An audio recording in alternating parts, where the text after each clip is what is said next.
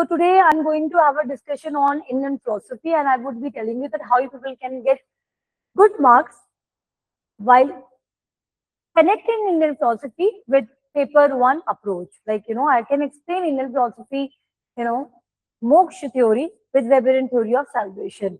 But before that, I will explain Indian philosophy to all of you.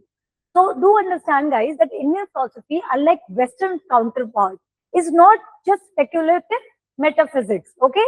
But it is an integrated system of epistemology, ethics, psychology, philosophy, sociology, and anthropology, I would also say. Okay, because it is explaining in holistic manner that what is the purpose of men. Okay, so the way anthropology is focusing that ultimate goal of anthropology is to serve humanity. So the purpose of this sixth orthodox school, okay, Aztec school of thoughts, they also want to help humanity. Okay, and here what we do, here we take Vedas as authoritative, foundational acceptance is there. Okay, so we take it that Veda as the ultimate authority.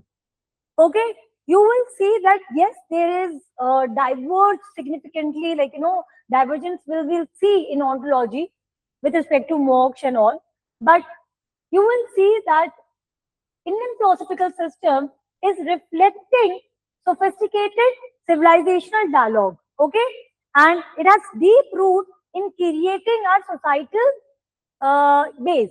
Fine. So when you people are discussing about Nyaya philosophy, right?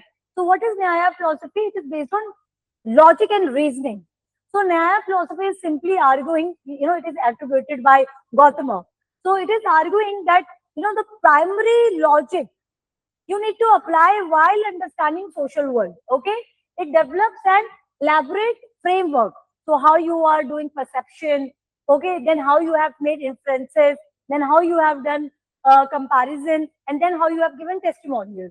Then you do have Vashishka. So that is focusing on atomism or metaphysics. It is also arguing that everything in this world is made up of anu, that is atom. Now what is the difference? Here you are in Vashishka philosophy, you are also bringing the concept of bond. Now, see, I would definitely tell you that here in Nyaya philosophy, what we have done, it is focusing more on ontology. Now, in Vashishka, you are focusing more on categorizing, metaphysics, okay? So, it is going to give us pluralistic understanding of realistic worldview. So, here you are reflecting on the laws. Similarly, major sociologists like Auguste Comte also have argued that we need to understand that how our world is working on laws. So this is what you people have to understand. So far, two philosophy. Now the third philosophy is Sankhya philosophy. It is talking about dualism, right? So for instance, here you will see that we have Purusha, that is your consciousness, and then you have Prakriti, matter. So Sankhya philosophy is also arguing that in order to understand the social world, in order, this school is attributed to Kapila, but it is talking about aesthetic dualism, coexisting realities, pure consciousness and the matter. Okay, here also you are getting ontological distinctions. So this is what I would again argue, that you can attain moksha when you free yourself from material enlargement. This is what Maslow hierarchy also, where it is arguing the ultimate need or ultimate goal of human life is to have self-realization. Now you can relate this philosophy with Karl Marx theory. Karl Marx is also telling that the problem with the capitalist mode of production, what we are doing, we are killing our pure consciousness of being species. He said that we are different from other living organisms because we are species being. Karl Marx यही बात तो बोल रहे हैं. Then he is arguing that capitalist system में what is problematic? We do have a structured inequality. Even though capitalists want that, they want to give good salary, they want to share the profit, they will not be able to do it because they are stuck into the competition. So they have to expand and expand and expand in order to remain in the system.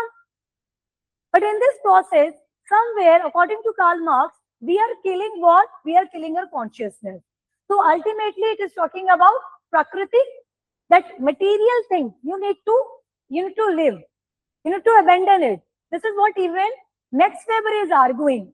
If you will see the principles or underlying common ground between moksha and Weber's theory of salvation or his understanding of religion, Weber is also arguing that Protestants, in order to have answer that whether they are predetermined for salvation or not, they are working hard so that they can have full lot of wealth and they can live disciplined lives so that God is happy, right? That is the signal to them. It means that they are also looking for the salvation. Ultimate goal is salvation. Moksha may be, जो हमारी Indian philosophy का मोक्ष है, it is also telling about ultimate reality is moksha, salvation. Yes, they do have differences path, they do have different means, but common ground so है दोनों में. So this is how you need to add sociology. Do remember, when you are talking about Indian society, Indian philosophy, it is just not stating the fact. It is also about reflection. Okay. Now, Sankhya philosophy is also promoting yoga.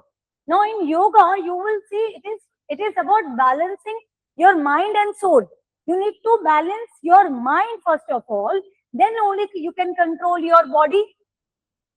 So, अगर आप एक you are a owner of a weak thoughts, आपके अंदर jealousy है, आपके अंदर competition too much, you are having too much of competition, और भी आपके अंदर बहुत सारे issues है, आपको अपने thoughts ही नहीं clear है, आप अपने साथ अकेले बैठ ही नहीं सकते. Okay, अकेले का मतलब ये नहीं है, that you are sitting in isolation, you're not talking to anyone. It's very easy. Detach हो जाओ, किसी से बात मत करो, कंपनी में बंद हो जाओ. It's very easy, but there is a difference between solitude and isolation. तो जब आप अकेले आप सोच क्या रहे हैं, कितना wisdom है.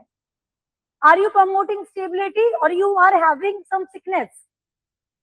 That is the difference. So पहले तो you need to be mindful of your thoughts. That is what in Yoga Sutra, yoga is systematically systemized by Patanjali only. So it is about it is actually about the dualism, Samkhya philosophy. Then you have Mimamsa, where a lot of emphasis we have given on rituals. Then you have Vedanta, end of with Vedas. So this is how you people have to understand Indian philosophy in better critical manner. Okay, it is just not about that you will just talk about six school of thought. Why? Because it is creating base for Indian society.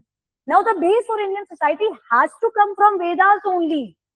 Okay, but yes, we do witness mosaic of evolution ke karan, mosaic of culture, right? Because people have evolved differently, have come up here.